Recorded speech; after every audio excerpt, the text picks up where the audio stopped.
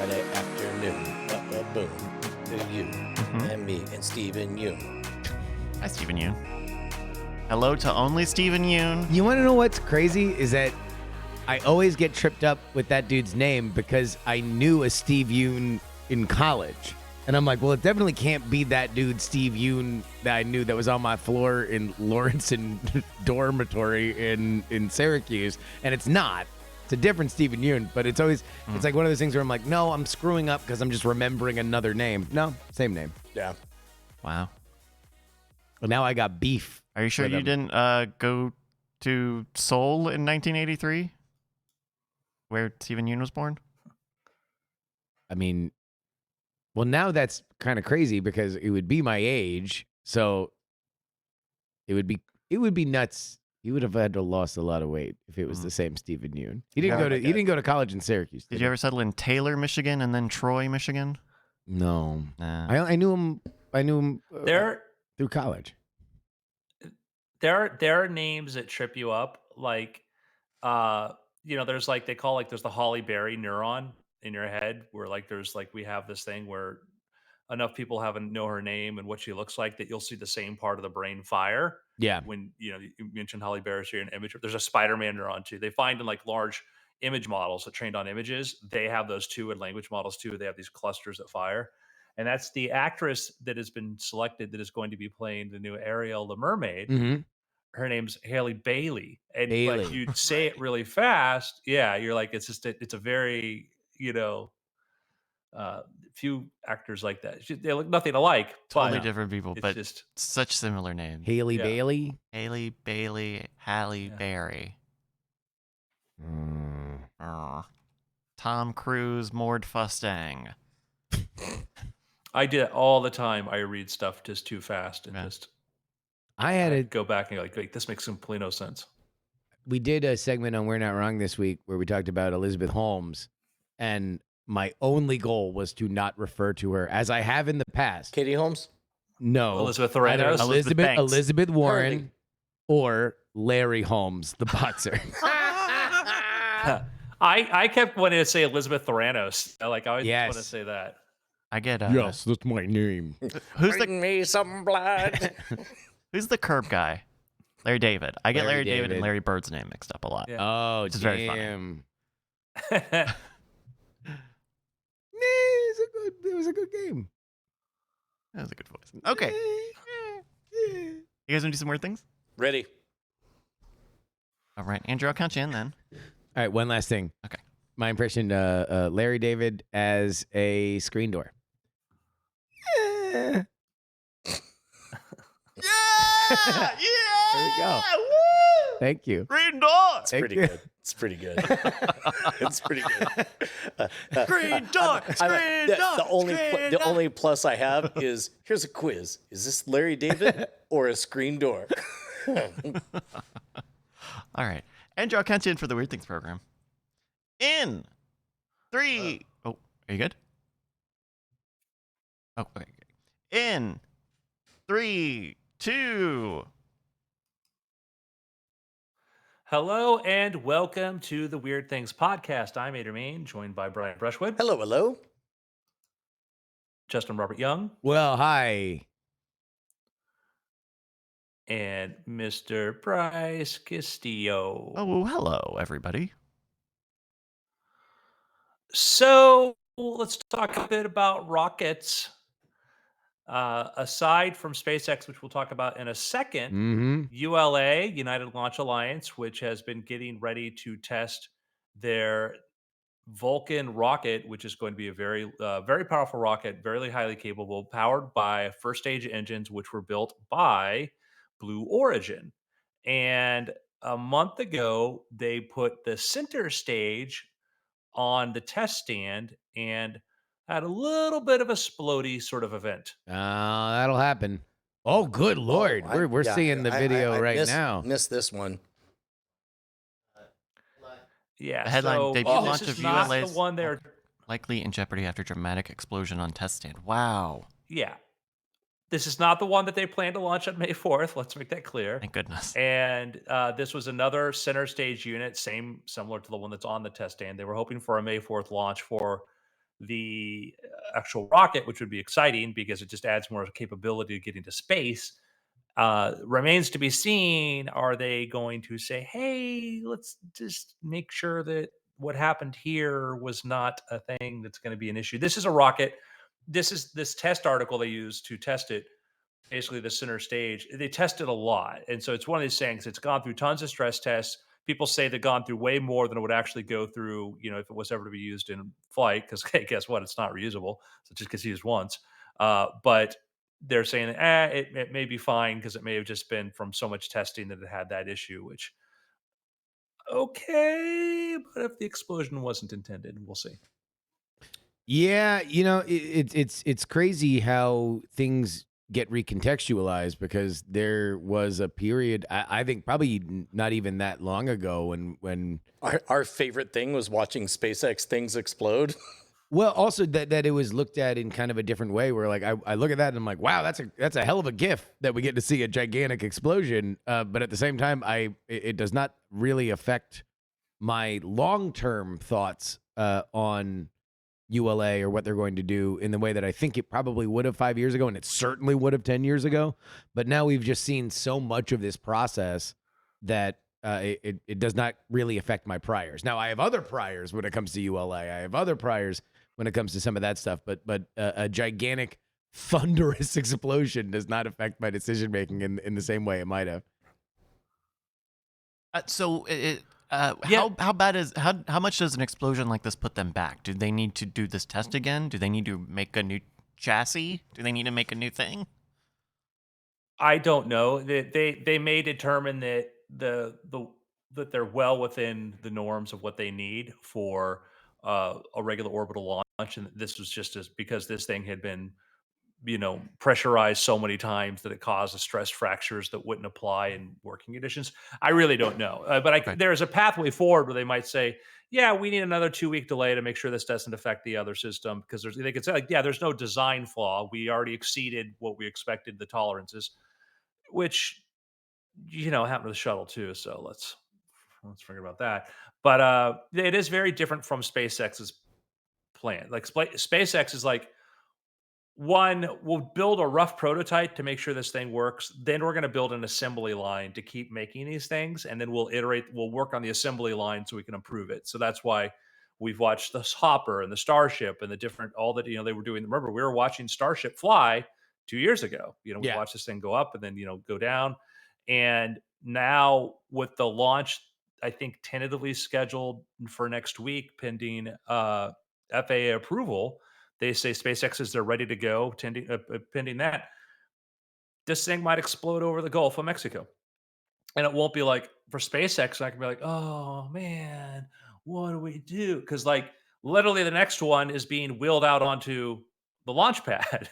So it's not like they blow up their one. That was it. We don't have any more. They literally built a factory to produce these things. I think it was about a year ago that we discovered the reported fact, whether or not it's true or not, that they were essentially making a full Starship every other week. And we were just astonished about that capacity compared to Boeing or whatever. Like, if anybody out there knows how many Starships there are, I would be fascinated to wrap It my was the mind around engine. that. The engine. It was the. They're not producing Starships every other week. It was the engines. Got it.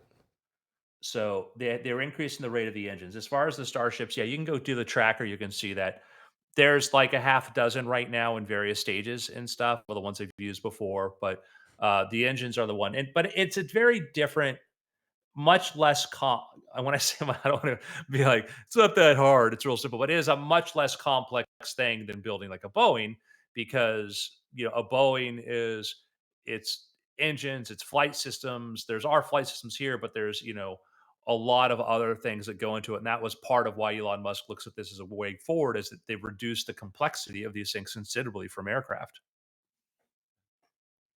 Ugh. Except for the fact it's got like 30 friggin' engines below it. Mm. Do we? What is? But it, What in a word where like we're doing commuting, more spaceship commuting? Do we still keep this like launch pad style launch, or do we move into more of an? We have an incredible aeronautics industry with airplanes and runways. Will we need spaceports now alongside airports and seaports? Ooh, that's not bad. That's the Yeah, that's the idea, right? I mean, like they showed a bunch of SpaceX had like that whole futuristic version of travel where it would actually be, for humans to do travel across the globe in various different super speedy ways. But yeah, I think that's definitely the idea. Now, obviously, launching in a different way, and it would probably be further away from the mass clusters of humanity than an airport would be. But I think certainly it's something that is coming. Well, this is one of the things that in the book, Where's My Flying Car, they refer to as the three vehicle problem. Because right now, what you do is you get into one vehicle at your house, you drive so that you can wait in line and pack your bags and get inspected, and then hop on a second vehicle so that you can land, and then rent a car on a third vehicle to actually make it to your destination.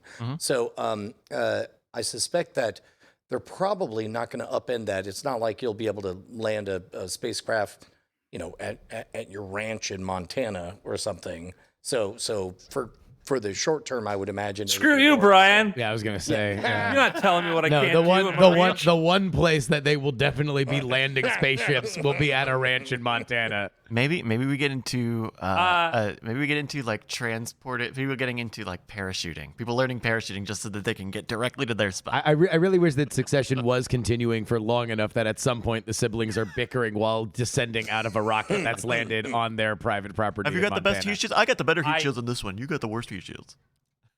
I met an entrepreneur or met a VC who said he was investing in some guy that was looking into building a thing where they would use drones to pick you up in a city and move from part to part, like just hang you from and I'm like, has this guy ever seen anything hung from a helicopter suspended from? Does this guy have any idea how the physics of that work? Spinning. Because it was just like, we don't have the drone lower down. We just put a cable that picks you up and then we lift you up in the cable. What could go wrong? It's like, well, oscillation. Let's see. Yeah. I have 360 degrees. Although of reasons. I would love to see the world in which various different for like a 4-month period in SF, just a bunch of nerds with hooks, like big hooks on their backs, so they can get picked up by the crane loop. Then smash between the buildings in downtown SF. So to your point, Brian, I think we're going to see in travel the encroachment's going to happen from either end.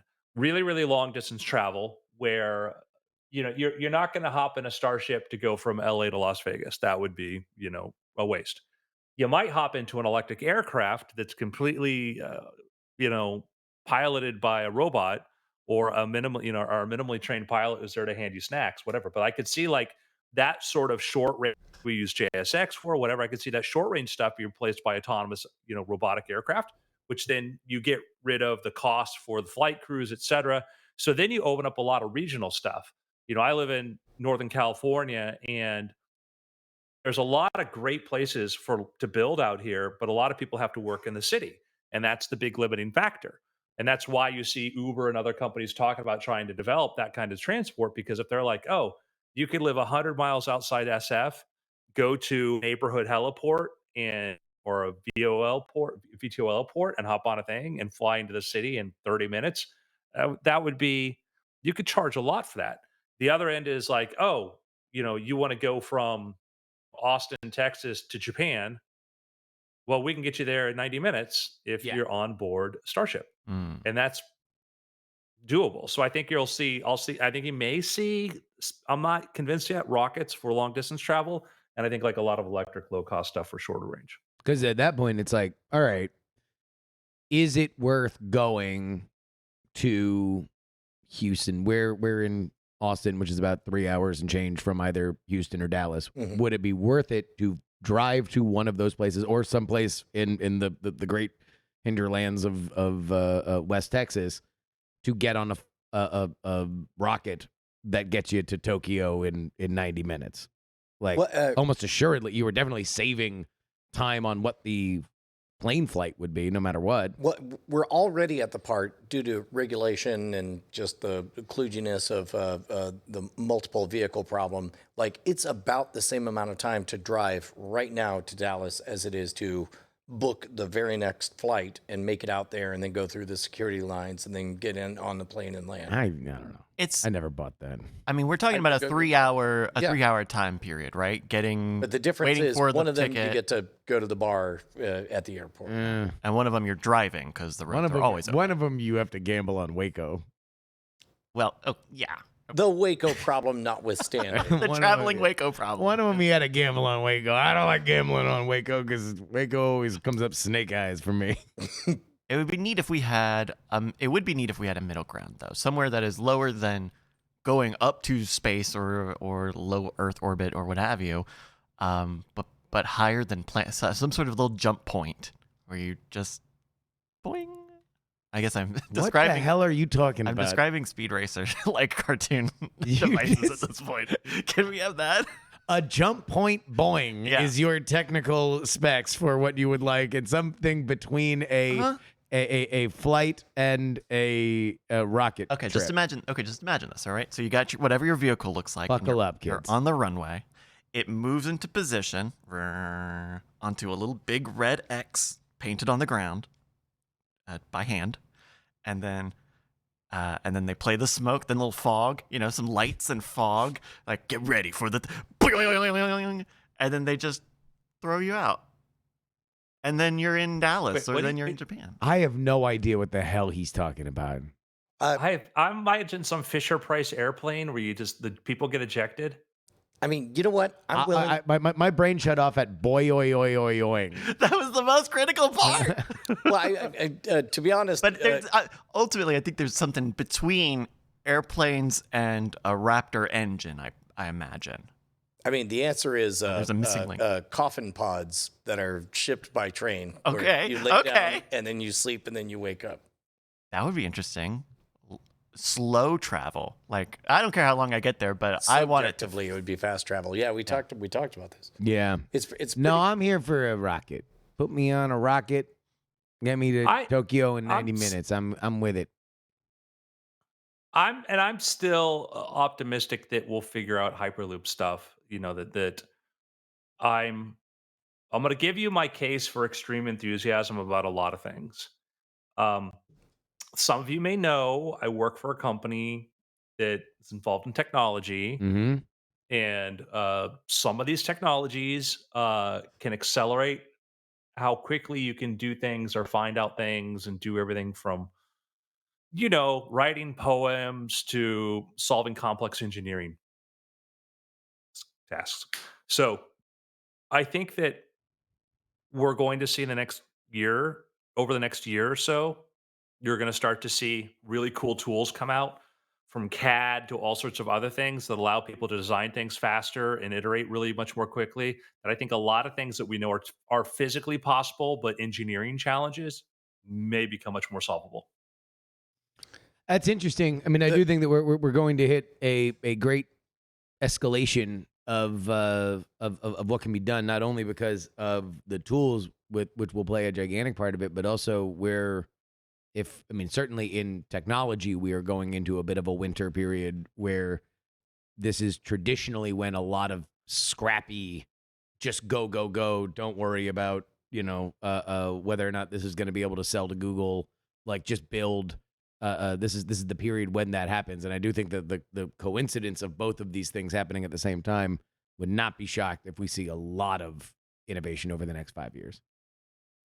Yeah, my reservations with Hyperloop have never been about the technology or the physics or the engineering. They've always been about the regulation and about the eminent domain issues. Like it just seems like you're going to have so many old prospectors coming out from caves that they've been in since 1862 saying my property. No. Well, that was the idea with the initial Hyperloop thing for SF to LA, was that they would put it alongside High-speed Route rail. 5. So it would be government owned property the whole in way. the right of way. Yeah. Yeah, so it's like you wouldn't, because that's the problem with train stuff now. Like, it's just you have those old prospectors that are like, I lived in a cave my entire life. I'm gonna find all the gold in those hills before you go in there and get my gold. I'm gonna demand 1 Bitcoin. And we've seen the they've got the Las Vegas one, and that certainly that was everybody was kind of incentivized because they knew that whenever they have conventions, trying to move people around, so they built their and again it's hybrid, it's a tunnel. They built a tunnel for cars, but they're able to build a tunnel probably much more cheaply than they would have been able to do it previously. And I think that's the core thing about the Hyperloop. What you put in there isn't as important as having the technology that can add more, you know, roads underground to get from point A to point B. Because also when you have that, you have a lot of other cool capacities and things like that come out, like you know, storage and warehouses and reducing the footprint of your city considerably if you can keep going down. But I do think that from an engineering point of view, if we do considerably lower the cost, whatever, of tunneling, that does become a bigger option because, like, yeah, it's the least intrusive of all of the different ways. Yeah. We talked about in Florida, their solutions, we'll just have trains go faster, on tracks and rights of ways that were not intended for trains that were really friggin' fast. Those you don't know, the Yeah. Florida Death Train The is what the Death Train. nickname has been for the Brightline. Somebody pointed out the Mueller Sky Car. Man, what a tease that's been for all of our Forever. lives. Well, especially because like the Mueller Sky Car, from what I remember last time I paid attention to it, and keep in mind, this is 24 years I've been looking at various iterations of this. But the worst part about it is that it appears to work, but it's just unacceptably loud. and unacceptably wobbly and stuff. But like no, it's imagine a jet engine just over your neighborhood at all times. Isn't it a good sign when their YouTube videos are in 4:3 before YouTube made everything widescreen? It looked like Canadian public television from 1984. Yeah. Yeah. Yeah. One day. Well, here's something that can happen right now. Your ability to go to patreon.com/weird things. Patreon.com/weird things. It's not just a website. It's not just a way that you can support this show. In many ways, it's a way of life. Make your things weird with a early access to our After Things podcast, as well as the self-satisfaction that you will have knowing that you continue to financially support this show. Head on over there right now. Weird Patreon.com/weird things. Truly, the Mueller M400 Sky Car of podcasts. I mean, we deliver. We deliver. Somebody We said most of these deliver. projects just keep reinventing public transportation. It's not reinventing public transportation. The problem for many of it is the engineering. Is that if roads cost you $1 million per quarter mile or whatever, it's really expensive to build roads and property rights. It's not a matter of saying, well, we already figured it out. Like, no, we didn't. We don't know how to bore through rock really inexpensively to not cost billions of dollars to try to provide, infrastructure in cities. That's the challenge. The hard part is it isn't like, hey, public transportation is a cool idea. Well, yeah, but Also, all innovation is just reinventing, quote unquote, another thing. Like, What if we took a bus and we put a clock radio in it? clock radio you're bus. just reinventing. Clock radio Well, bus. no, it's like, hey, we have a cable car. What if we have a bus that we don't have to put cable car routes places where they don't You're have just them? reinventing the re- cable car. You're just reinventing. Oh, that's the Elizabeth Holmes voice. Sorry.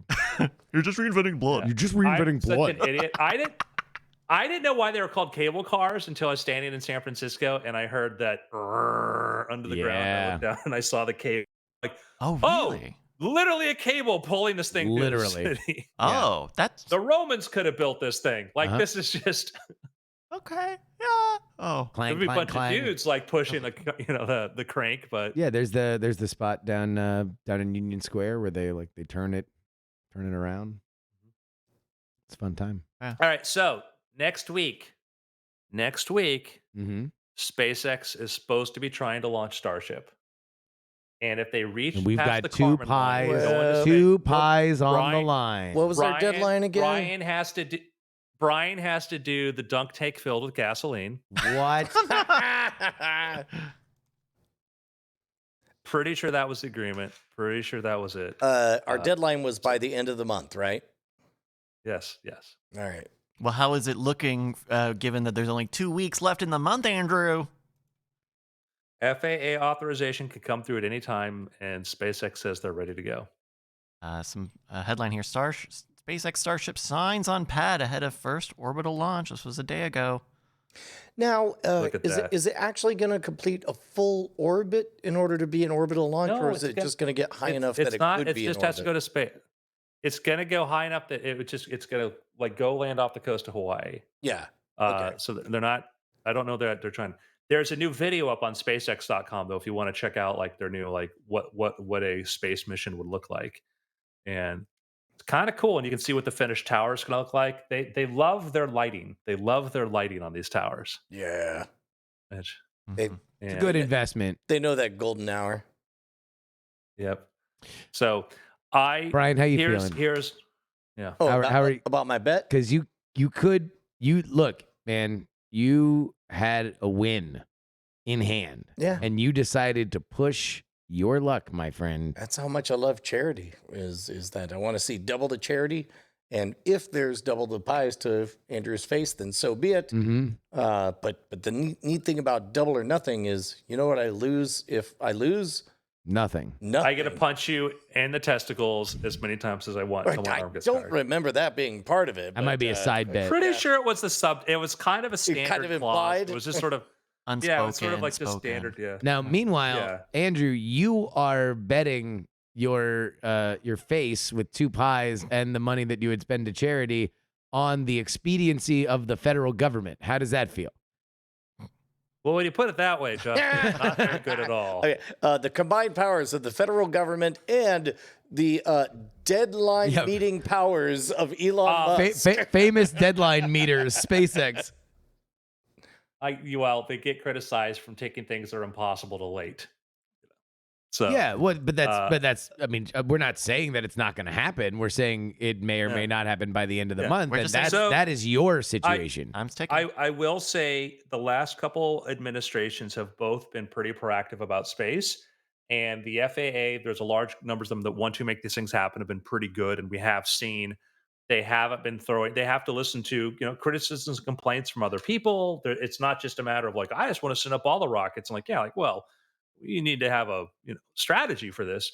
So I'm optimistic because I think the FAA, for the most part, is really encouraging about this kind of thing. I think that they don't want to, if they feel like the safety steps are in place, and there's been a lot of that, I think they'll certainly do what they can. So there's been some other cool stuff I want to talk about too. Is like I think China had its first private space company was able to launch a rocket into space, if I'm not mistaken. I want to double check that because I don't know if they've ever had a private space company that's able to do that. So, yep. Space Pioneers become the first Chinese private launch firm to achieve orbit with a liquid propelled rocket. Pretty cool. So Hmm.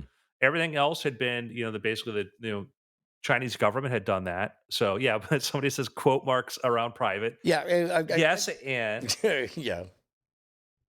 it is a sign though that a private company certainly there has a bit more autonomy than a completely like a more freedom to sort of pursue things that the engineering solutions, not to say they can do whatever they want, because there's undoubtedly a member of the CCP sitting on their board of directors, but it is a good achievement and worth recognizing that. And as we've seen in the past, if you type in China, rocket crash comes up a lot, Yeah. and rocket crashing near school, and their Yes. FAA is literally like, "Ah."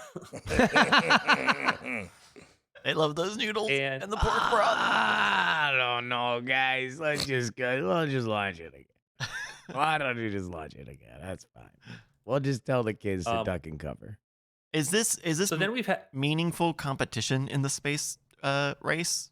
Yeah, China? I think that I think that it absolutely is meaningful because I think that it is a we certainly it's nice to be the leaders and to have the leaders of this era be in your area, but if we're looking at the real development of space, like actually like building colonies, exploring space, and doing this, the more capable people who are solving these problems, I think, the better.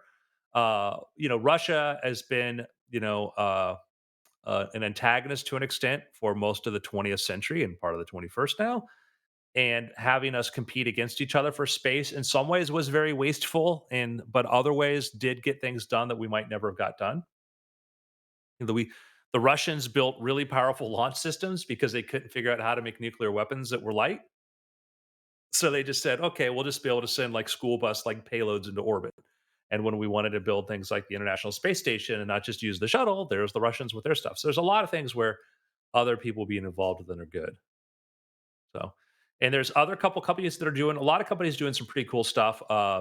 Relativity Space, they're the ones building the 3D printed rockets. They weren't able to reach orbit with their most recent attempt, but they were able to get off the launch pad, get to a pretty high altitude. And so I thought that's kind of cool because like literally 90% of the rocket is 3D printed. Oh wow. Yeah, like literally even the exteriors, the fuselage, all of this, engines, all of this. So they show this factories where they really building this 3D printed stuff.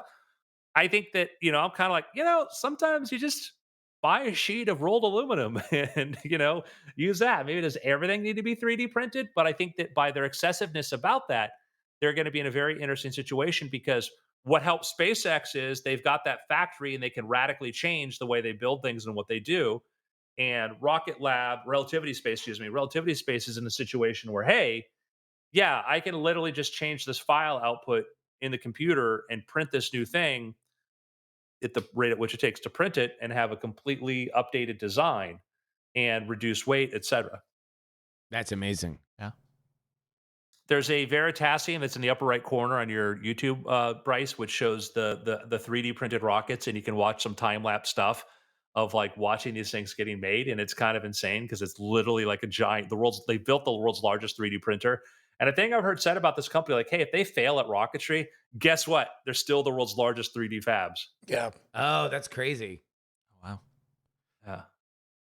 So they the where they laser weld that stuff in there, it's so powerful you have to wear these face masks because like you basically fry your eyeballs. But it's yeah, you look closely and you can see the grooves, like that whole we're looking at a giant cylinder that is entirely made by 3D printing. And it kind of looks like if you've seen, I know this was in the news recently, those 3D printed homes out of the concrete mixture that they do. Mhm. It looks like it's layered. It's not. It doesn't even look like I don't know, the higher end 3D printing where it kind of comes out really smooth already. It looks like layer Mhm. by layer by layer by layer of little bit of metal. Yeah. In that video, they go in and they show you how they can then go polish it and get a nice finish on it, and if for parts that they need to, for parts they don't. So it's interesting. And then Rocket Lab USA, they're another one. They're pretty interesting. I think they've had what was the last Rocket Lab launch? They've been reaching orbit. They've been putting stuff up there. So they've got, you know, they're working on returning their boosters now. They've got their next generation, the Terran. Which one is Rocket Lab building? Are they? Um, all these companies are building their own reusable rockets. That's wild. Rocket Lab is the Electron rocket, I believe. Yeah, I think they originally had the Electron rocket, and A then Neutron as well. So Photon. reusable. I don't remember outside of Blue Origin and SpaceX ever seeing a rocket land vertically. Maybe I missed some. nobody. I mean, you mean landing on a runway? Oh wait, what's saying that? Oh, upright. Either way, like when you say reusable, what other Yeah, ways besides landing on a launch pad are there? landing on a runway, like the space shuttle. You talking about upper or lower stage? Well, I don't know. I'm seeking to understand when you say reusable rocket, how much reusable? Well, yeah, so like SpaceX, the lower stage is reusable, right? The first reusable lower stage. They'd say, "Oh, the shuttle is reusable," other than the tanks they threw away, the one that went in the ocean that wasn't really reusable. Actually, they were able to reuse, I think, part of the tank. But anyhow, I digress. But they're trying to work on their own, like what Starship would be. Upper and lower stage would both be reusable. And if you go to Rocket Lab and you click on Neutron, we've talked about this before. That's the very stubby kind of rocket where they're basically putting a lot more of the kind of I think the capabilities into, I think the first stage or whatever. I'm trying to remember like their strategy. It's a little bit different than that, but you can see that. So the idea is both stages would come back. Um, Mm. and they do have like an upper stage, like they have a launcher that like will then may not be reusable. So Interesting. I oh, guess Wild. anyhow, it's interesting that like reusability has kind of almost walked away from this conversation. Like we've just kind of accepted like, hey, whatever we do, we're gonna need to reuse these things. Like it's really fascinating that that trend has taken root as a default, seeming like a default, right? Whatever we make, whatever rockets, whether you're a SpaceX or a Rocket Lab, reusability is the name of the game, actually. well, and the business case I think for that was there were people like Tory Bruno, ULA, other people were arguing like, oh, there's not really much utility. The total amount of the total business, the economy for like launch like 20 years ago was like $4 billion a year. That was the amount of money that was spent to put things into orbit. And if you said, oh, I'm going to try to build a reusable rocket, they'd be like, why? The margins just don't make sense. And when Elon announced we're going to build a reusable rockets, they're like, there's just not that much launch capacity. What are you trying? Who needs that much launch capacity? I don't know. Starlink. And so, he had all this excess launch capacity. And then people like, who needs it? And he's like, well, I think people could use better internet. And so you look at all these missions you see that we see in these weekly missions, the majority of them are Starlink and they're putting up their own, those, satellites up into orbit. And I think that really sort of made the case like, oh yeah, there's a really good business case. If you imagine that you lower the cost enough that it becomes cheap enough to do that, you're going to have way more people wanting to go into space, which is basic economics, but that just sometimes eludes people, in the designing or planning in those industries. Hmm. Wild. Take me to space. So just think how Calgon, take me to quickly, space. Take me to if space. it works, if it launches next week, just think how quickly we're just going to have adapted to that new reality of like, well, yeah, of course, reusable rockets. Well, more importantly, if it doesn't launch in the next 2.5 weeks, think how quickly those pies are going to hit your face. Wow. Oh. Pop, pop.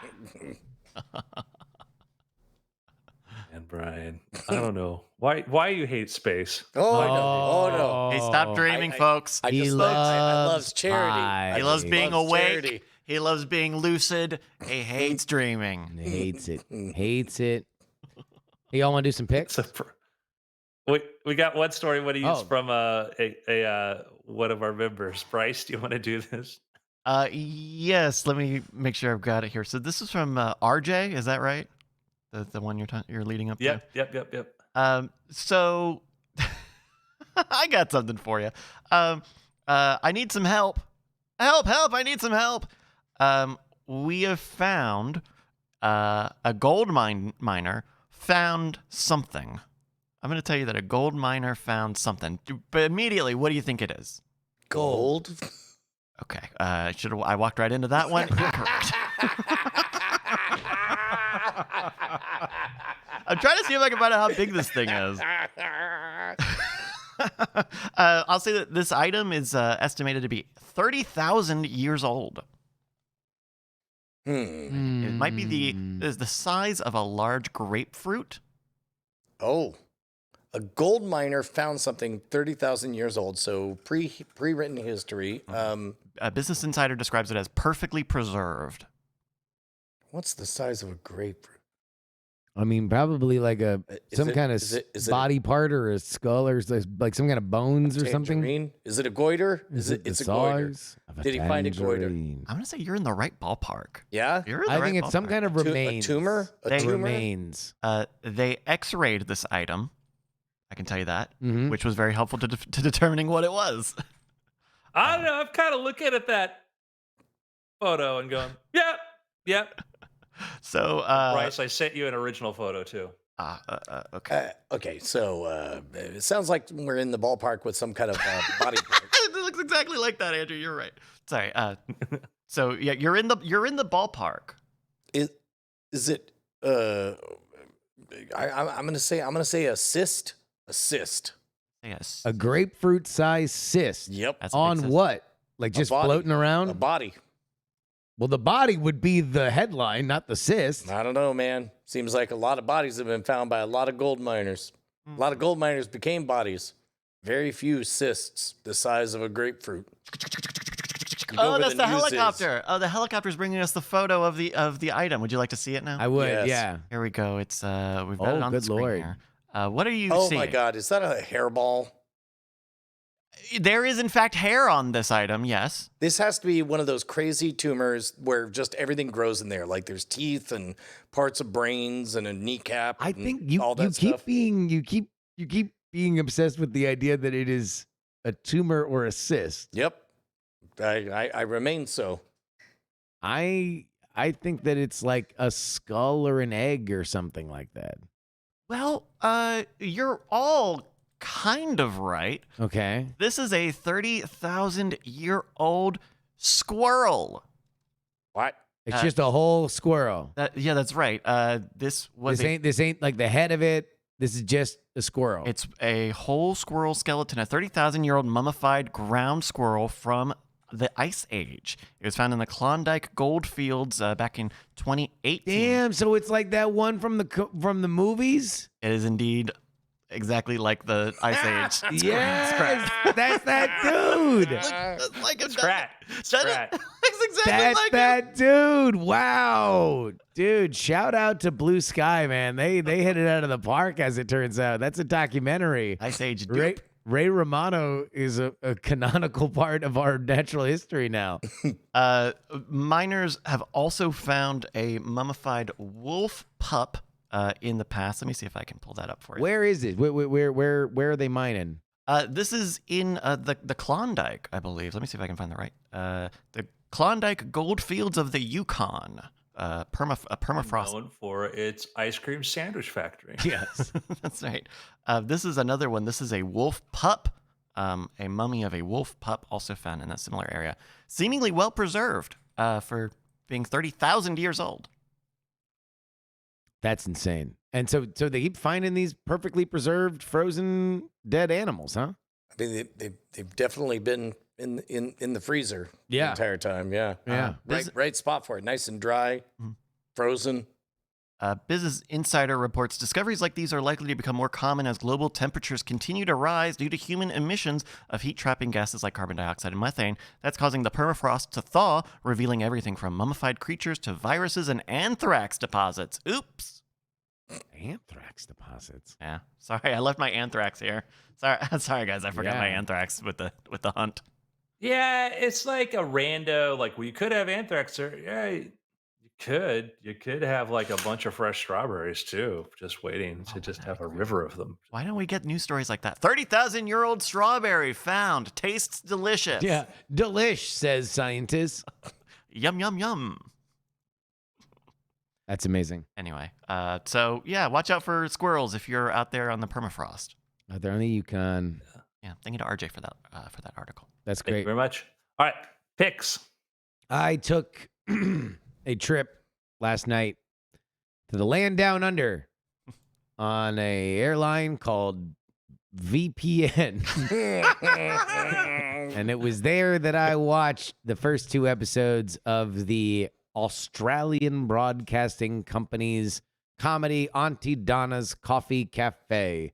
If you enjoyed Auntie Donna's Netflix show Big Ol' House of Fun, you will also enjoy Auntie Donna's Coffee Cafe. It is very much their style. I very much had a good time watching it. I can't wait to get through the other 6 episodes. But they are as sharp as ever. There are some really, really, really funny jokes.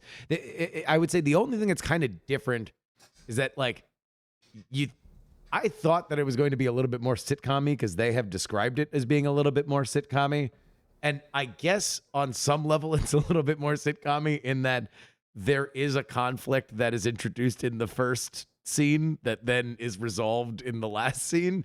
But everything else is exactly the way that you would expect an Auntie Donna way to execute on that problem. There is no element for which they will not take the most bizarre path to find it. So I would suggest that you too take a instantaneous flight down to wherever my Australia. VPN was emanating I from.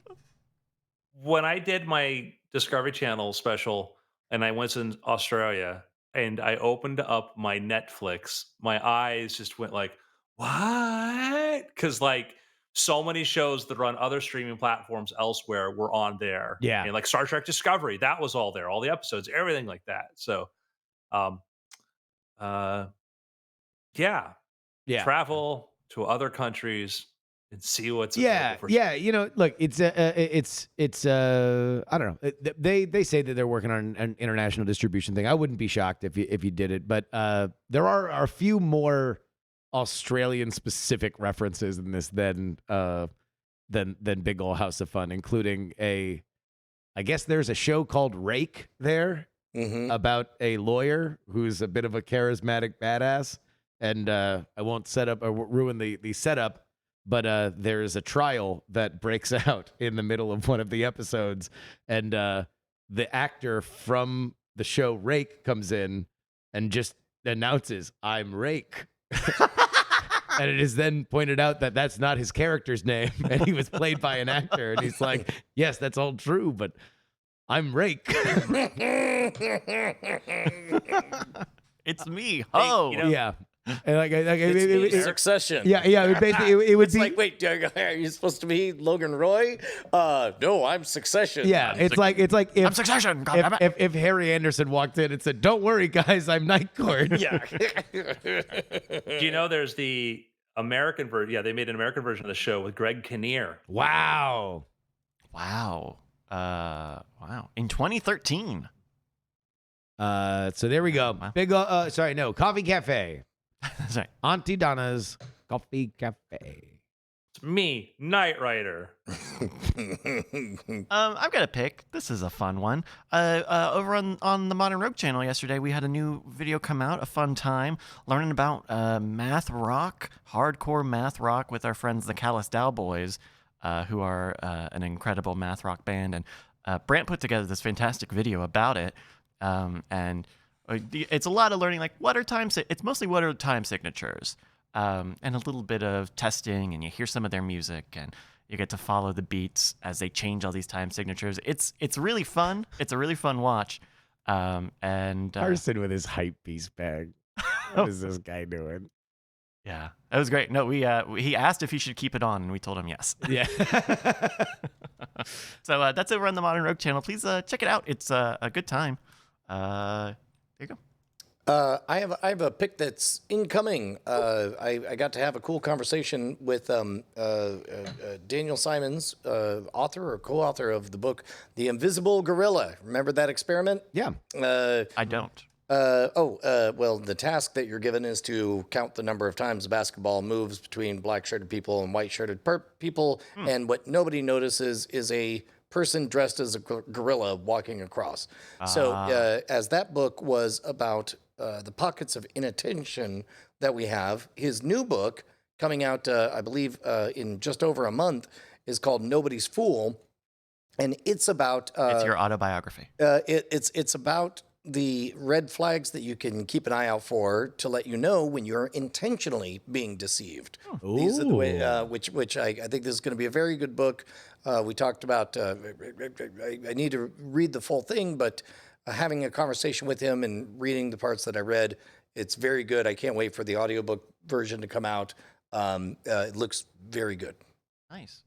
My attention span is very different than other people, and there are things that other people pick up on that I will not be aware of. That I'll be completely like, did not know that, did not see it. The Fight Club, I was in denial, like, no, they can't be the same person, no, and then reluctantly accepted that was true. Sixth Sense, I'm like, wait, we all knew he was a ghost, right? Like that was like because he got shot by one of the new kids. But the gorilla one was funny because that I remember like Michael Shermer I think showed that at or Richard Wiseman, maybe it was Richard Wiseman, showed it at a big skeptics convention. I believe it was TAM 2003. I believe I was Yeah. there, but none of us ever met. Yeah, I love monkeys. I love apes. So the moment the gorilla appears, I'm like delighted and teetering and stuff, and then looking around like, why isn't everybody else amused? But there's a monkey in the video, and then I realize I spend all of I'm overfitted to just sit around and wait for monkeys to show up. I won't notice the shirt changing, the background changing, There's gonna be any a of that monkey. other stuff. The monkey appears. Yes, I will. A zebra could have walked across. Wouldn't have noticed. Wouldn't I notice. was gonna say that's a be Yeah, that'll be a follow up.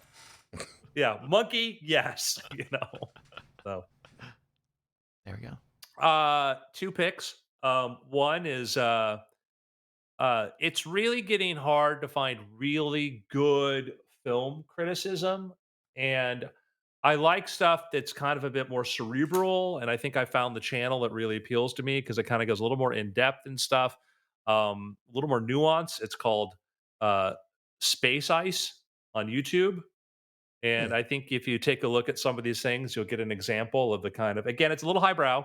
I don't want to like be a snob if I talk about this, but Bryce, if you want to pull that up and take a look at some of the content and stuff, I apologize if it's over your head, Justin or Brian. So here's the most recent one. Stallone's cliffhanger is so good it almost makes Mountain Climbers bearable. Best movie ever. Nicolas Cage's Mandy is so good you'll give him your soul forever. Interesting. But then there's And then- worst movies ever. Oh yeah, Steven Seagal's Flight of Fury is so bad it killed Santa Claus. Oops.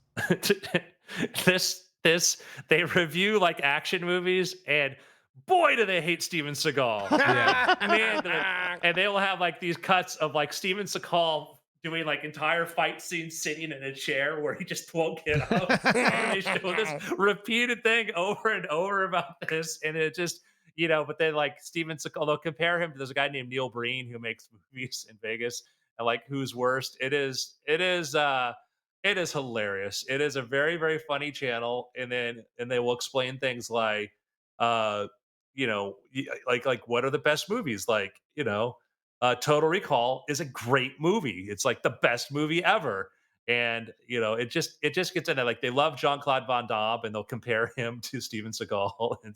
It's either the best movie ever or the worst movie ever. That's their that is their rating. middle Fully ground. binary. Yeah. Who was the agent or studio exec? I think it was Ovitz, who Seagal was his personal trainer, and it was Yeah. like at the height of him being like the king of Hollywood. That he's like, "How powerful am I? You will be an action star," and that is Yeah. why Steven Seagal is Steven Seagal. Was that Mike Ovitz was that powerful in that moment that he just minted him an That's action career. amazing. Having Steven Seagal as your personal trainer is a lot like having Shaquille O'Neal as your diet coach.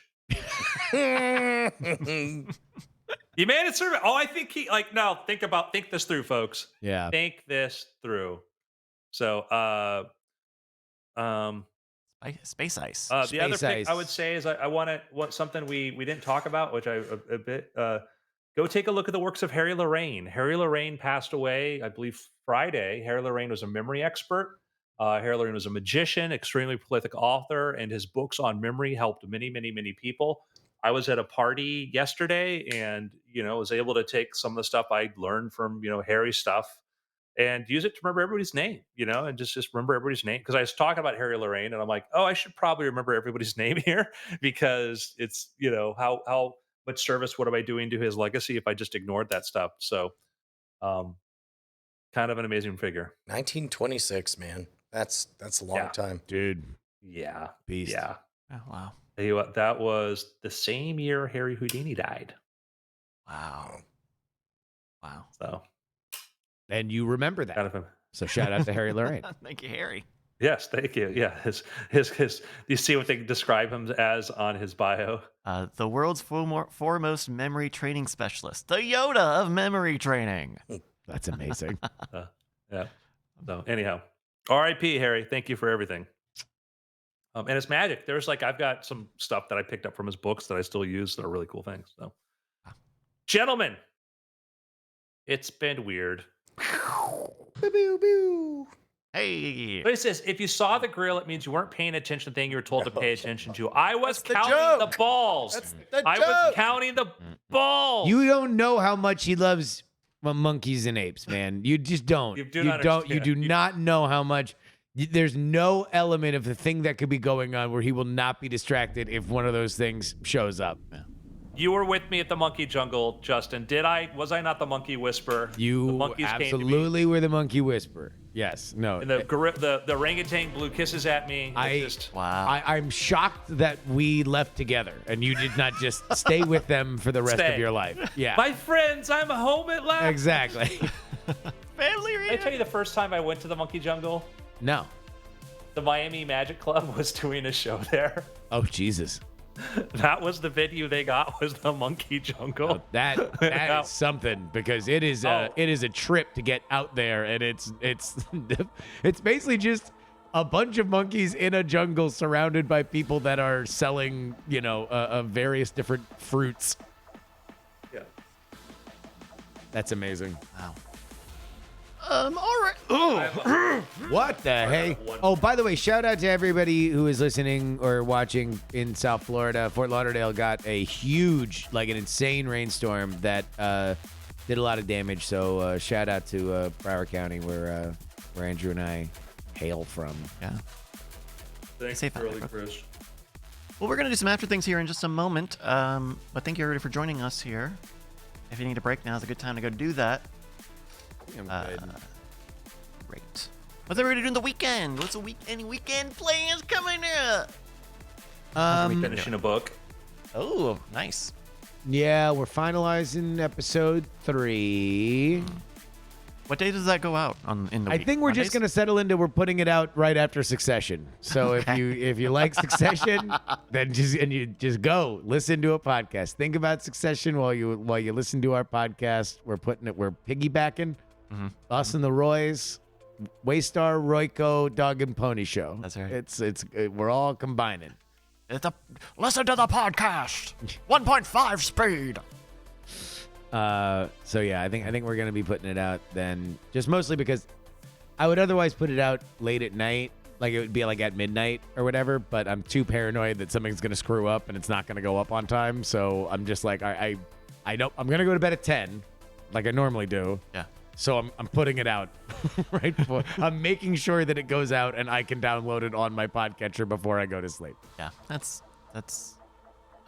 You post a lot of shows. How often are you doing the spot check to make sure things go through? Because I know I run into that occasionally. Not enough. Yeah, not enough. Like I had a thing yesterday where my Patreon episode for PX3 went out or did not go out, despite the fact that it's like too many things. I gotta go and upload it and write the thing, and then you gotta remember to hit the thing. hit that thing. And that thing. You didn't hit that thing. Yeah. Yeah. It's And a whole then thing. yeah, yesterday I had a minor panic attack putting out the Great Night bonus because Oh yeah, what happened with that? You said your computer was acting up? well, I'm an idiot. Oh. The files we use, because we use those the Zoom recorder, and so the individual audio tracks that we use for those are pretty beefy when they come in. Yeah. Because And, each of them is not just a WAV file, but is like a floating point, Exactly. high quality version of a WAV. So the good news about Audition is that if something crashes or whatever, you're never really all that screwed because it saves everything. It is constantly saving. Like you're not gonna you could have a catastrophic failure, and as long as your hard drive's intact, you're okay. Yeah. Bad news with Audition Mm-hmm. is that it saves everything, and sometimes it fills up your hard drive. Now, Apple's pretty good about indexing a lot of that stuff, but it'll put it into iCloud. Oh, and then it eats up your iCloud, and then it's syncing all your And devices. sometimes you're a dumb, and you hit download this folder, Oh, not realizing that the folder Like is 800 like gigs. gigs on gigs on gigs on gigs on gigs. And then all of a sudden everything's running really slow, and you're like, I need to just delete this entire thing. Because also, that's not a program where we really need to ever remember any of those old files. Like the files are mixed and posted, so they're not anything that we need to like. Gotcha. World's Greatest Con, it matters that every little thing is recorded. That one it does not. So I just had to start a totally new file, and turns out everything went fast. Yeah, we run into that with some of the video stuff too, where if we use proxies, then we make proxies, but then we need to make sure we don't save them, because then those are gigs and gigs and gigs of video. Gigs that you on don't- gigs on gigs. Sorry, Andrew. So you know what?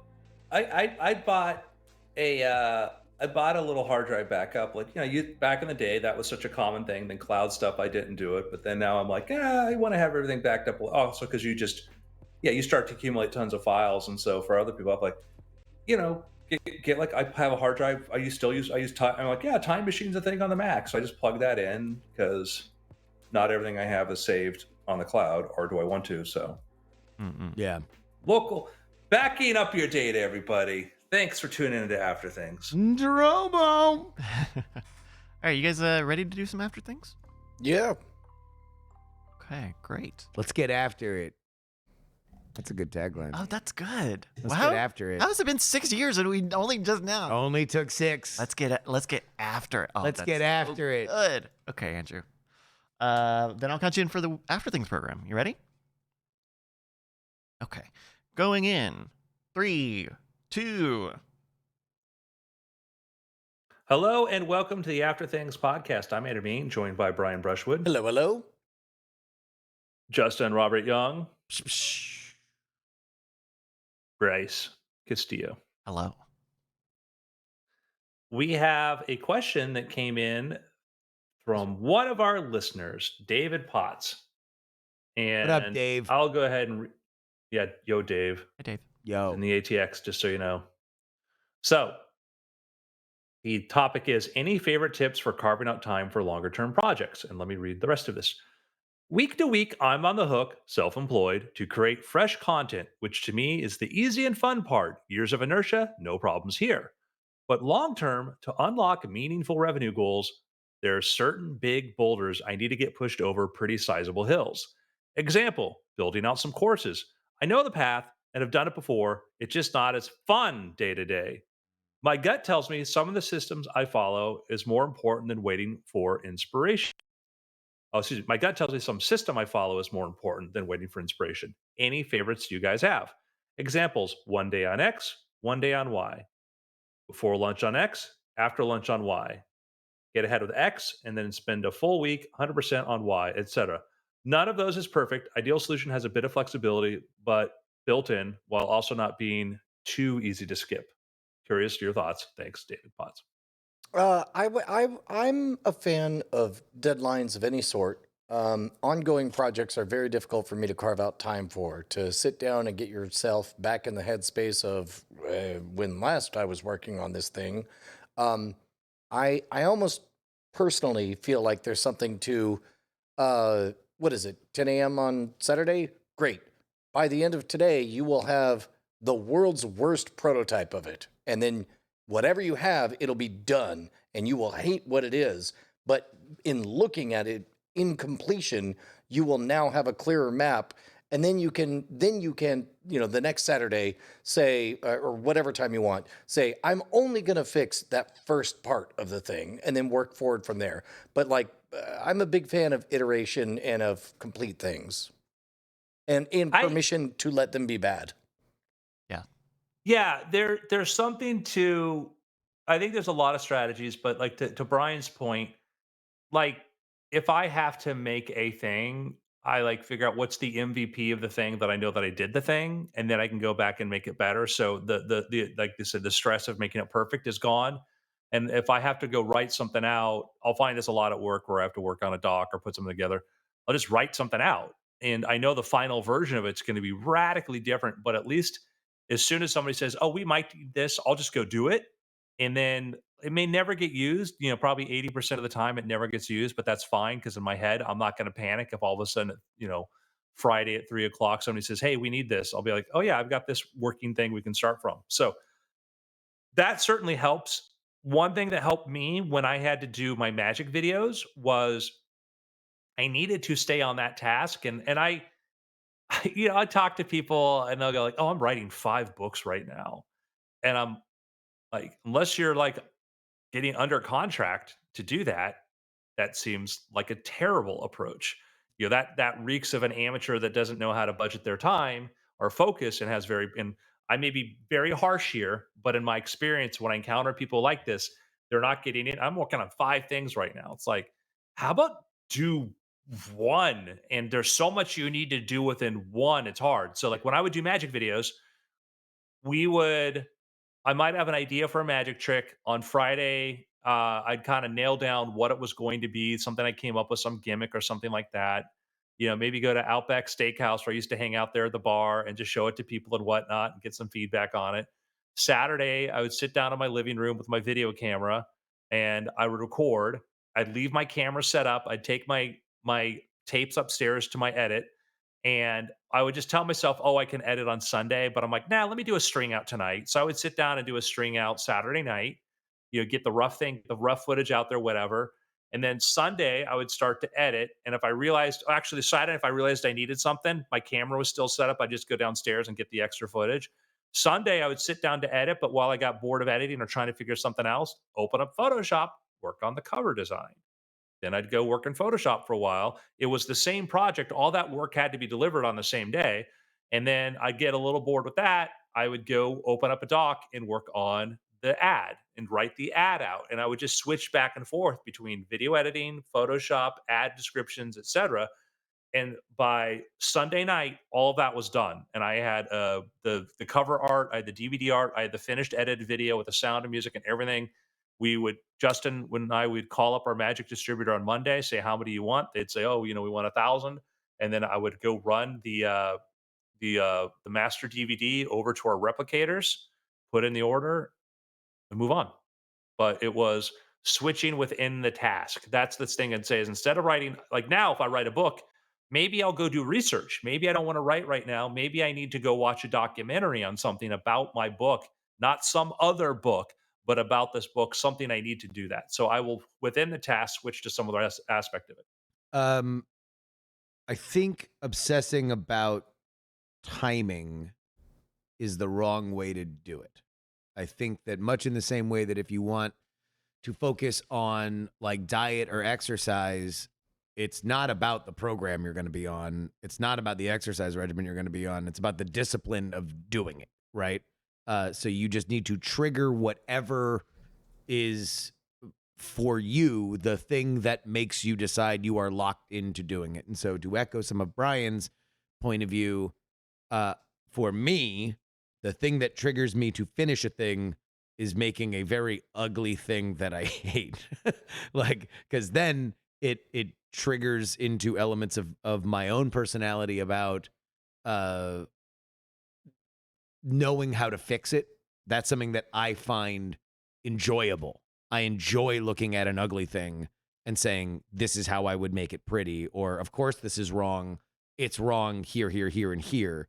That's an element that I like. I have a natural affinity for. So for me, that's what it is. It's that it might not be the same for you. It might be something else. But you need to get whatever the hard work is. And trust me, I hate making an ugly thing.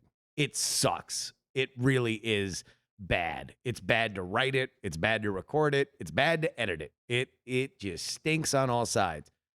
And once I have it, the hard part's over. Like the rest of it is stuff that I actually really kind of enjoy. So what it sounds like David's issue is one thing is not fun for him.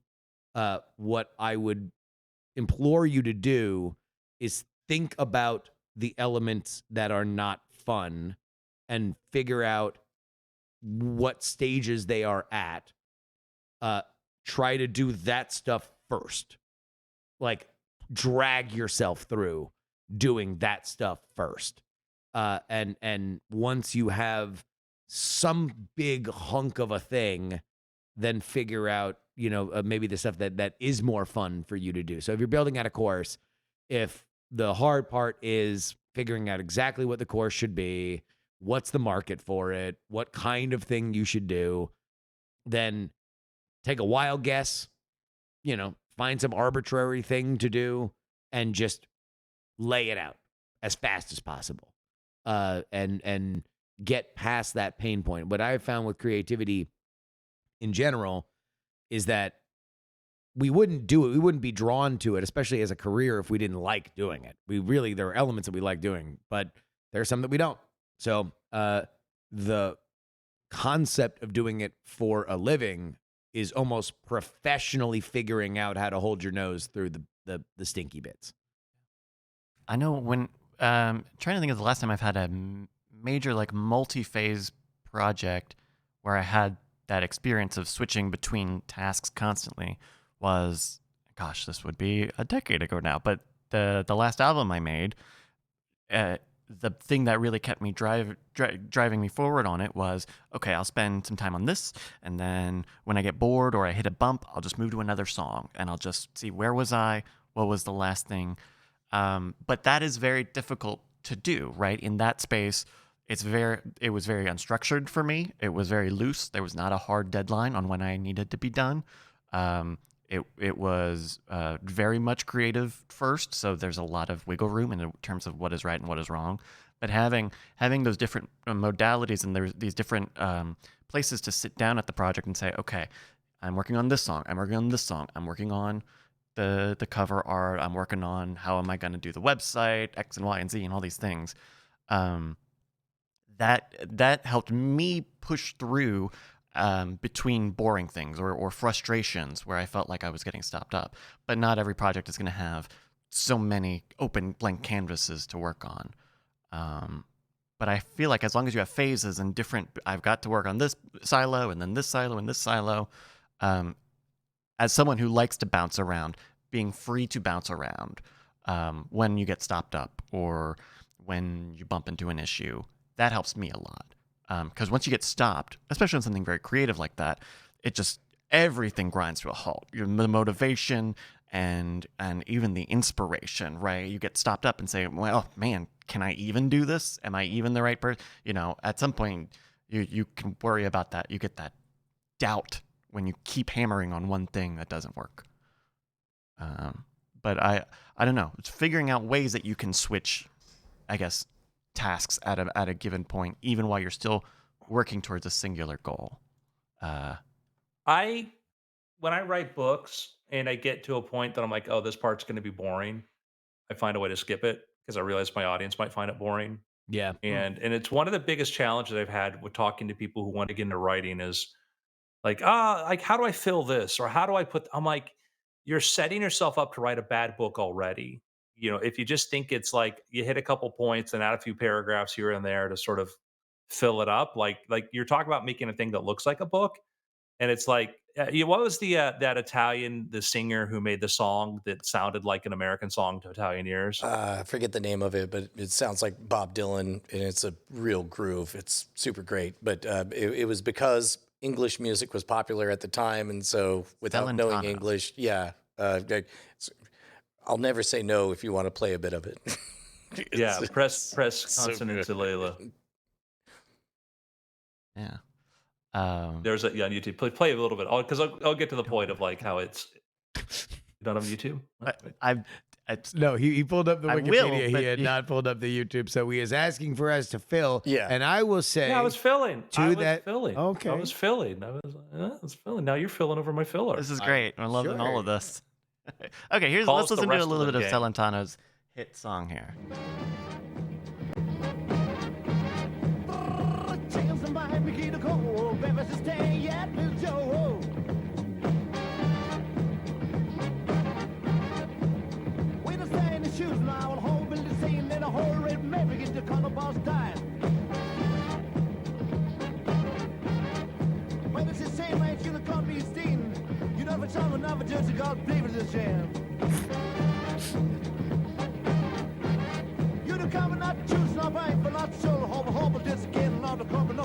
So good. Classic.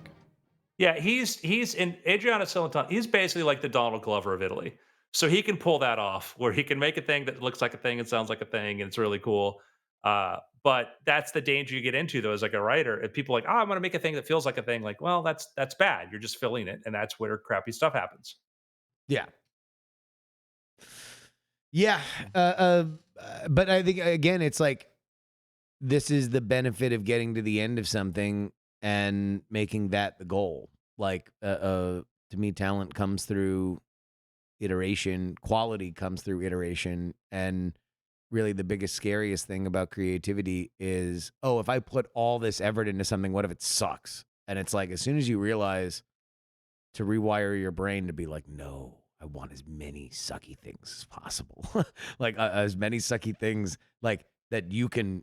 Now, you keep a lot of them internal. You don't release a lot of sucky things. But the more you realize that, I think that the more you can demystify a lot of this process. Well, that's the hard part, is that getting over that. And I've talked to many of people like, no, but I don't want it to suck. I don't want to do that. It's like, Nobody cool. wants it to suck, right? Which is why so few people ever release anything. It's that fantasy of type, type, type, and then you get to those magical letters THE space END, ding. Like, it's not like that. Like, yes, you'll get to that point, but then you'll read it and be like, this is hot garbage, and then you'll iterate from there. Yeah, and that's the Yeah. hard. You want to build a process. You want to just build a process. I mean, this was Processes evolve over the time. biggest thing that I found is that there is a large portion of my life for which I found myself wanting to give very unsolicited notes to friends of mine or public figures about their work. And that was rude and unhelpful. But then, very important moment came where I realized that I could just make flawed work and I could use that keen sense, because I kept thinking, well, why does everybody think this is rude or bad? This is good. These are good notes. This would make their work better. Well, And Can't you just maybe appreciate would've. it? Yeah. Maybe it would have, right? Well, yeah, but And what I found out is, wow, that's a gift that I can give myself. That's called self-editing. That's called understanding form. That's called understanding quality.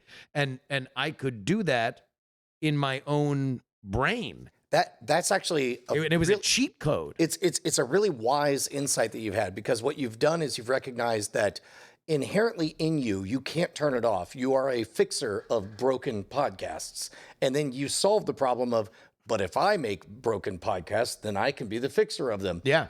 Which, not for nothing, is one of the lessons that the Beastie Boys figured out, that they could write the music and then take samples from their own music, and then one of them died of cancer. But the point being, like, they also had cracked the code that they didn't have to worry about license rights if they were the ones creating the original samples. Yeah. I mean, it's, and again, like, I hate to say that there's any kind of one size fits all philosophy here, because I think all of our motivations are different.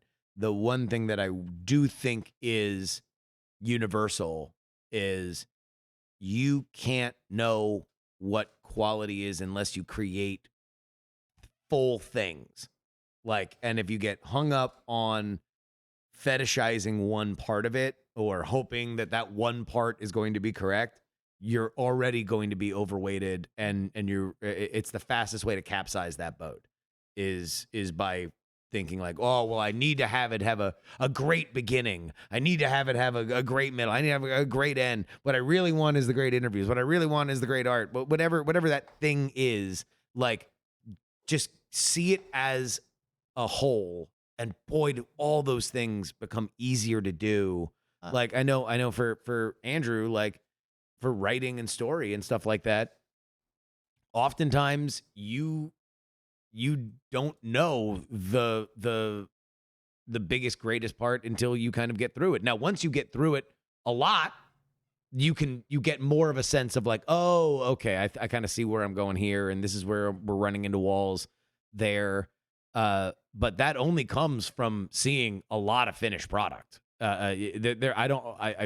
If you have intuition into that, I think it's almost more dangerous, because you're going to probably make mistakes that you wouldn't otherwise. I have found that a thing on David's sort of idea of like, how do I parse out the time, is maybe there's a better word for this, but kind of negotiating with yourself at some point in the day of like, hey, I need to do this. Let's get this done today. Let's like if it seems like you've got too much, like you don't know where things go, then the most direct first step is give yourself a goal, give yourself a challenge, give yourself a benchmark to hit, and just focus on that. Yeah. And once you get it's partly that like the momentum of getting started and getting something small done, but then also when you're active about it, when you're if you're writing and you're saying I'm going to do 15,000 words today, whether you get 10 or 20,000 words in that day, which is I think going to be a lot in one day. Now you know what the number is. Suddenly you're not just giving yourself a goal to hit, you're also benchmarking yourself as you're doing it. Yeah. I would. Well, it's what touch up for a second. Is it the thing that I know too is like I can sit down and tell myself I got to write 10,000 words a day. The thing I'll get it done if I know that, let's say that was 10 chapters. If I sit down to first say write 10 chapter outlines today, like do that part first, like break it into the smaller tasks, because sometimes what people consider writer's block or whatever is literally they don't know the question they need to be asking in that moment. They know they got to fill this thing, but they don't fill this bucket, but they don't know what goes in the bucket. So if I stop and say, okay, well, it's 10 chapters. This, I have to start here, end here. Each chapter, I need to have something like this happen, and this happen. Yeah. So, Yeah, I think there's a huge momentum is a big thing, Bryce, and that's why I wanted to get back into like the idea of like physical fitness or dieting or anything like that. Like that catches fire for you when you start to see results, and so it's like that first going from I'm not doing nothing to I'm seeing results is the most important part, because past that, now you are living to eat right. You are living to work out. You will make the time to do it. Like, because you want to do it. You are motivated to do it. You have momentum to do it. Mhm. Now getting from zero to that first moment where your brain starts rewiring to be like, yeah, that's great. We love doing that. That's hard. That's tough. But it is what you do need to do. It is to me the thing that gets you down the road. And I'll remember back to that fateful first flight from Austin to Fort Lauderdale, where one Andrew Main sitting next to me just decided I'm gonna write a short story and just rattled out a short story that in many ways kind of began his the journey he's on now as a writer is just boom, like let's just go. yeah, a novel seemed like an impossible task for me, but I broke it down. But a novella seemed approachable. So first I wrote a novella, and then I said, what if And I I kept get going. around this?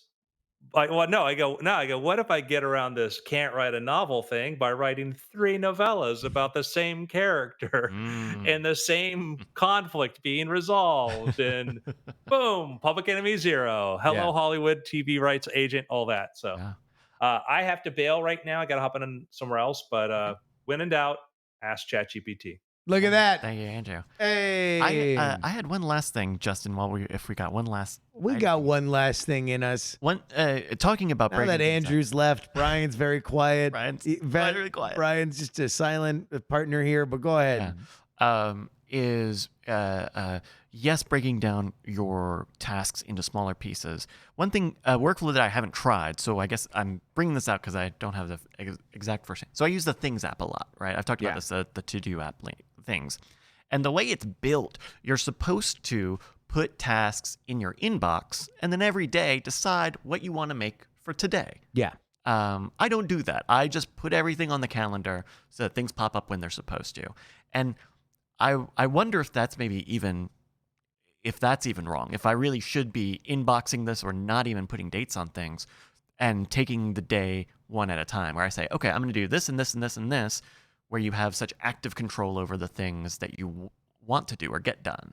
Have you run into that where there's like a selection phase of the day? I will say that number one, the only thing that matters in terms of organization is how many times is your organization the reason, not that you're even getting things done, but you're feeling good about the things that you're doing.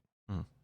And I mean that in a very spiritual and emotional level, that you feel kind of lighter because you got a bunch of stuff done. So for me, that in the past has been ordering out my day, writing it down in the morning, having a bunch of to-dos that are floating, right? But it reduces two things that make me feel bad. Number one, when I'm just farting around in the middle of the day and I realize I've been on Reddit for 45 minutes when I didn't really need to. Yeah.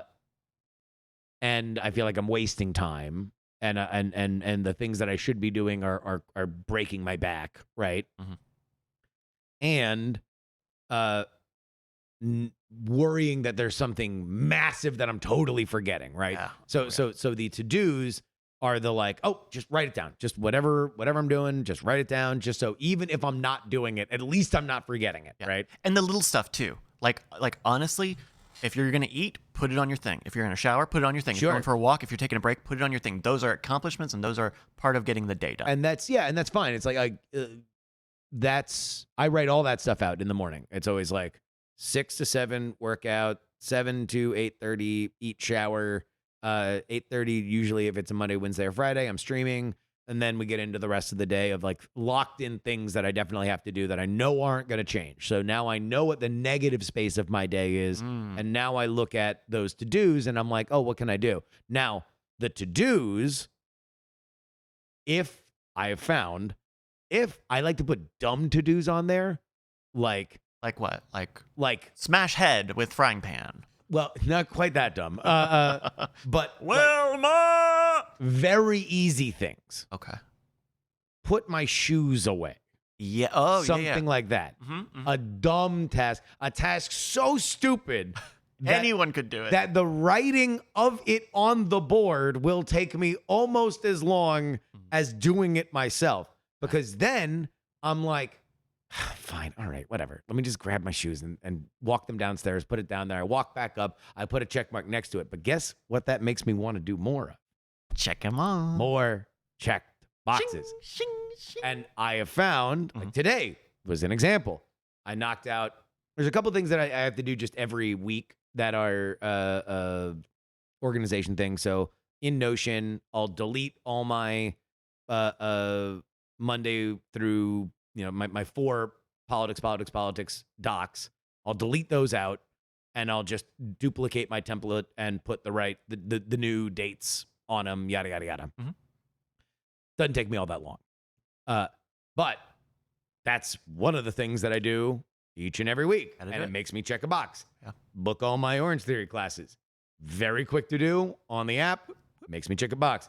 And so today, Mhm. I was able to check that box. I checked that box. I got an invoice out that I'd been putting off doing. Like, boom, boom, boom, boom, boom, boom, boom.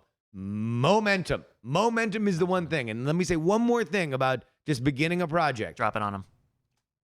I am a big, again, this is where I do get a little like emotional, spiritual, like guru-y, but like I am a big like psych myself up guy. I'm not a Zen producer. I am a We're gonna do this. We got this. Come on. Yes, we got that's 20 me. minutes. We got 20 minutes. You can That's do it me. in 20 minutes. And Excellent.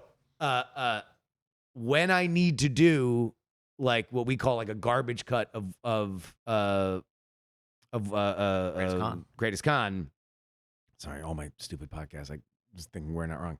If I'm doing a garbage cut of that, it sucks, and I'm like a berserker. Like I'm just like, oh, I'm gonna write this terrible script. This script's gonna suck. Like I'm just like, no backs. No, they just Just get it out, throw it out. Yeah. Even if you're bullet pointing it, like just get to the end. And- I've had that with Scam School, Scam Nation edits. Yeah. It's like, look, I just need to get the A roll done. Just put it on the timeline and do the most simple. Don't even cut for time. No. Just do one pass of something. And once you get one pass done, then your body knows. Oh, I can do that. I could do that again. I could do that 10 I'll times. also do like, so if I'm editing an initial version of like World's Greatest Con, Yeah. I'll put in music that I hate. I'll put in music that sucks. Like that's almost like a joke for me. Yeah. Like, and sometimes, very rarely, sometimes it actually gives me an idea for something else. And I'm like, okay, well, this is obviously stupid, but like, I have an idea now that came from a non-traditional kind of like music bed or something like that. Yeah. But mostly it's just to amuse myself while I do a thing that I hate, which is like raw editing of a Brian reading a script that I hate that is hard to read because it sucks. So Brian's struggling with it, and now I'm just like, it's just like this slow, like 3D printer of like. This is a starter for another episode of After Things, I'm sure, but it would be interesting to dissect what just the behaviors and the reaction that you go through when you are working on a creative project where you are also a part of the subject matter, where you are a subject, or where you're creatively involved, right? So World's Greatest Con, you, Justin, do a lot of the script writing, and you put that on yourself, not just the execution and the editing, but also like your part in writing it. Yes. With Scam Nation and Scam School, we're working with Brian a lot on that stuff, or these podcasts, right? I wonder if a listener, if you have an idea on how working on something for yourself versus someone else changes your behavior, why don't you email us? Check out the info in the show notes. Yeah. All right. Well, Brian, anything else? Oh, his mic's broken. His mic's broken. Sorry, we had a broken mic for Bri. Andrew had to leave, That's right. but Bryce and I are here for you. So if you've ever wondered who loves you the most, Us too. you know it's us. Mm-hmm. Right now, right here. Thank you for listening, folks. It's been After there we go. Auto Parts. Ow! All right, great stuff. Great stuff. All right, well, we are going. We're going to go offline. We'll be back. Maybe this weekend. Maybe we'll do something this weekend. Otherwise, we'll be back on Monday with more Cord Killing. Justin, thank you so much. Hey, Bryce, thank you. All right, everybody. Bye-bye. See ya.